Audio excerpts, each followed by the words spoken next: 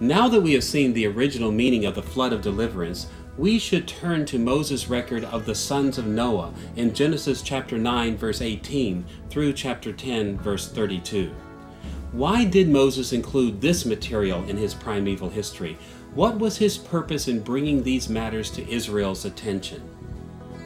To examine this portion of Moses' record, we will look at three issues. First, his special focus on Canaan.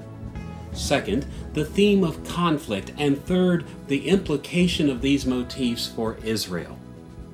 Consider first the way Moses gave attention to Canaan. You will recall that Noah awoke from his drunken sleep and realized that Ham had dishonored him and that Shem and Japheth had honored him. Now, it would only seem reasonable for Noah to have been angry with Ham and to have cursed him, just as he blessed his other sons. But this is not what happened. Listen to the entirety of what Noah said in Genesis chapter 9, verses 25 through 27. Cursed be Canaan, the lowest of slaves will he be to his brothers. He also said, Blessed be the Lord, the God of Shem. May Canaan be the slave of Shem. May God extend the territory of Japheth, and may Japheth live in the tents of Shem, and may Canaan be his slave. As we see in this passage, Shem and Japheth received appropriate rewards for their righteousness. But Ham was not even mentioned here. Instead, it was Canaan, the son of Ham, who received Noah's curse. When we look carefully at this story, we see that Ham serves a different role than his brothers. In short, Ham has little significance apart from the fact that he was the father of Canaan. Notice the way Moses wrote of Ham in this narrative. In chapter 9, verse 18, we read, The sons of Noah who came out of the ark were Shem, Ham, and Japheth. Ham was the father of Canaan. The same identification appears in chapter 9, verse 22 as well. Ham, the father of Canaan, saw his father's nakedness. In many respects, Ham fades into the background of this story, and his son Canaan takes his place alongside Shem and Japheth. With Moses' special emphasis on Canaan in mind, we may turn to a second concern that appears in his treatment of the sons of Noah: conflict in the new order after the flood.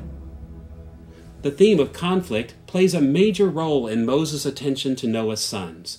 To miss this theme is to miss the most important aspect of the story. The idea of conflict also appears in Genesis chapter 9, verses 25 through 27.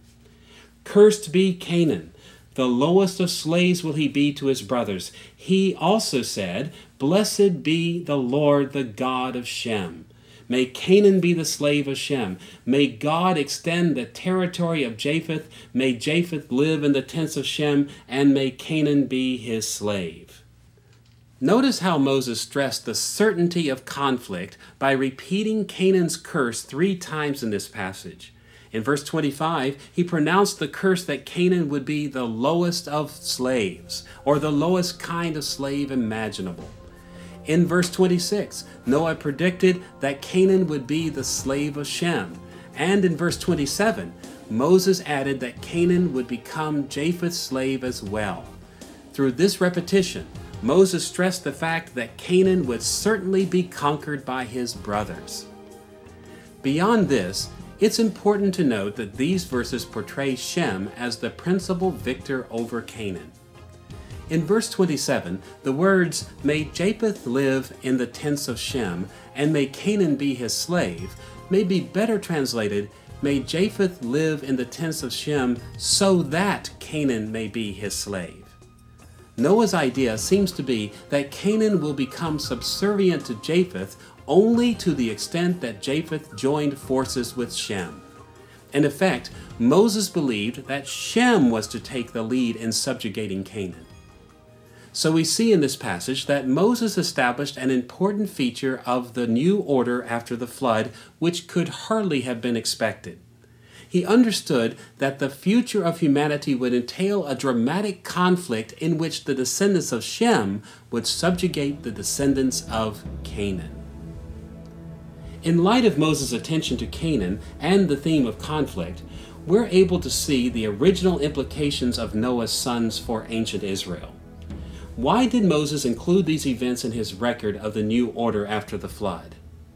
Well, Moses had a very specific reason for describing the new order in this way. The conflict between Shem and Canaan spoke directly to the needs of his Israelite audience. It addressed a crucial dimension of their lives. The key to understanding Moses' purpose appears in Genesis chapter 10, verses 18 through 19. After listing some of the descendants of Canaan, Moses wrote that later the Canaanite clans scattered, and the borders of Canaan reached from Sidon toward Gerar as far as Gaza, and then toward Sodom, Gomorrah, Admah, and Zeboim, as far as Lasha. These rather specific geographical references were familiar to Moses' Israelite readers. The descendants of Canaan, or the Canaanites, had settled in the region that stretched north to south from Sidon to Gaza, and to the region of Sodom and Gomorrah. Moses was especially concerned with those descendants of Canaan who had settled in the Promised Land. As the Shemite nation specially called by God, the people of Israel were to move into this land of the Canaanites and to claim it as their own. So we see that Moses' account of the sons of Noah was not simply designed to give an account of the past.